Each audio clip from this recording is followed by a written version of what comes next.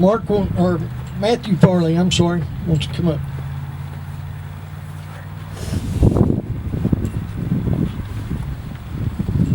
Alex and Byron, appreciate you bringing them in for us. If you'd like to have a seat.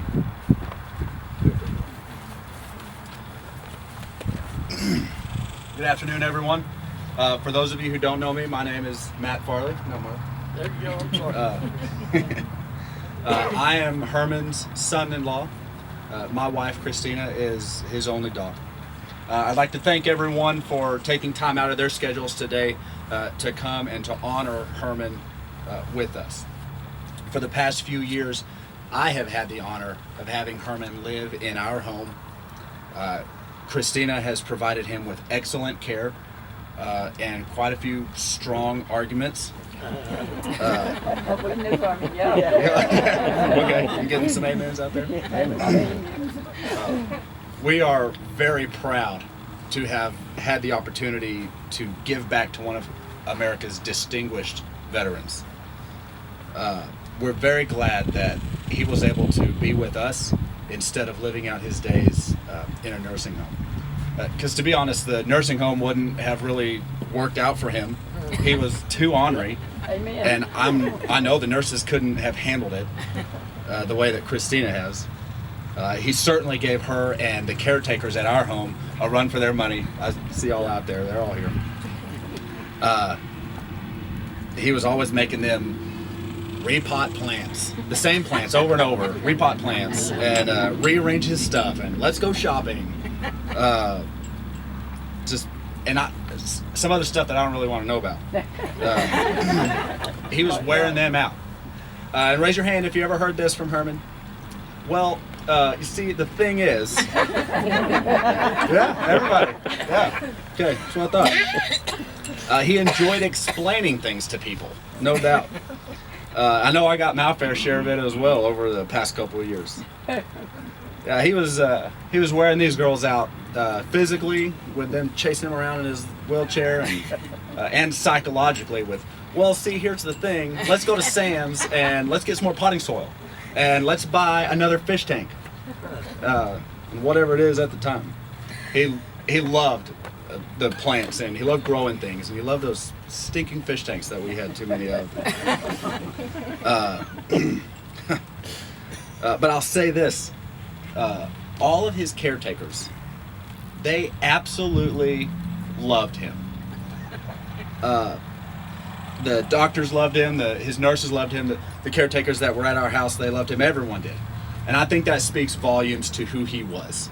I don't think that you create, I don't think that you come to love someone or that you form a bond with someone in the way that they did without a reason. And I think I could stand up here and talk about who he was and how he was all day long, but I think that their feelings for him that I have seen say more about him than my words do.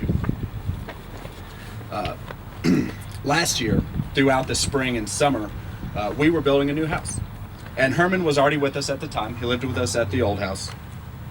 And one of the things that we considered throughout the design and building process was the wheelchair accessibility, and just the general idea that we wanted to be able to bring someone into our home to help take care of them in the way that we got to do with Herman.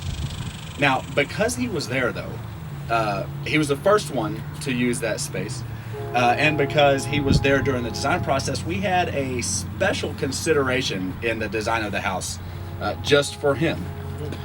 And that was the electrical plugs.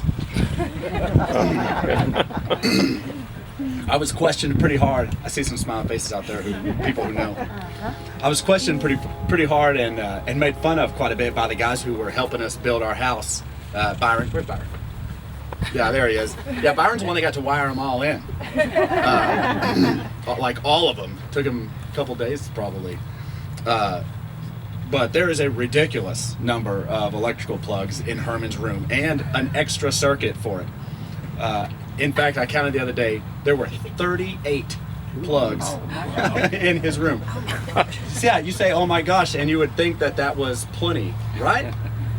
Wrong. Yeah, I know. Extension cords Yeah. into those. So, yeah, a couple days ago, we were sorting through stuff and sort of organizing and detangling cords a little bit. And I made it a point to count how many power strips that he had plugged in around there, in addition to the 38 plugs. Yeah, 8. 8 power strips on top of all that. He loved his electronics, and anybody who knew him knew that for sure. He was very connected. He loved the plants. He loved the fish tanks. He loved the electronics, and he loved harassing his caretakers. But more than anything else in the world, there are 2 things that he loved above all the rest. He loved his family, and he loved his country. No doubt. And like I said before, Christina and I are very proud to have had the opportunity to give back in a significant way to one of America's men of honor. I was personally not around for the aftermath of the Vietnam War, but from what I understand, it was not a pleasant experience for our returning soldiers. They had to endure some unspeakable things there, and then when they returned home, the reception that they got was not what they deserved. And from what I understand about Herman is that he fit that mold, that stereotype of the way they were treated when they got back. And yet, he was the most patriotic person I know. Before he came to live with us, he spent a great deal of his time at the VA. He would find young soldiers and he would help them navigate through the paperwork and through the programs to get the benefits that they had earned, that they deserved. And it was a difficult process, and he knew how to do it, and he wanted to help people. He wanted to help them. This hat that we have up here for him, he probably had 15 just like it.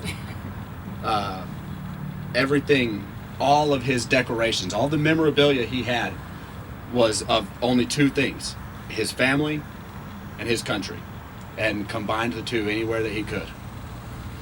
He was involved with the VFW, the DAV, and several others that I can't remember. Every patriotic organization that he could find. And as much as he loved America, though, he also really loved some authentic Oriental food. Some weird stuff, okay? I never met anyone that I thought that could find the most bizarre foods and ingredients, and then he would combine them in ways that no man had ever done before. He was a pioneer of the food. Yeah, oh yeah, then he wanted everybody to try. Sometimes I would, sometimes I wouldn't.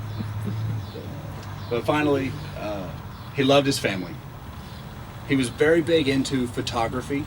That's where Christina and Mike get it.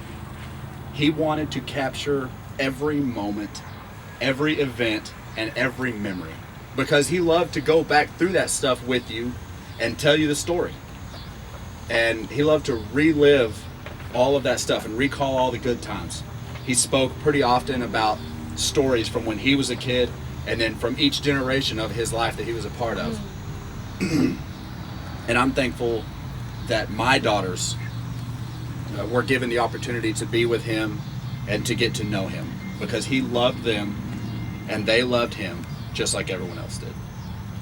And I'd like to thank all of the men who have come out today to give to him his due and proper military honor. And I'd like to thank all of you for coming out here as well to honor him with us. God bless.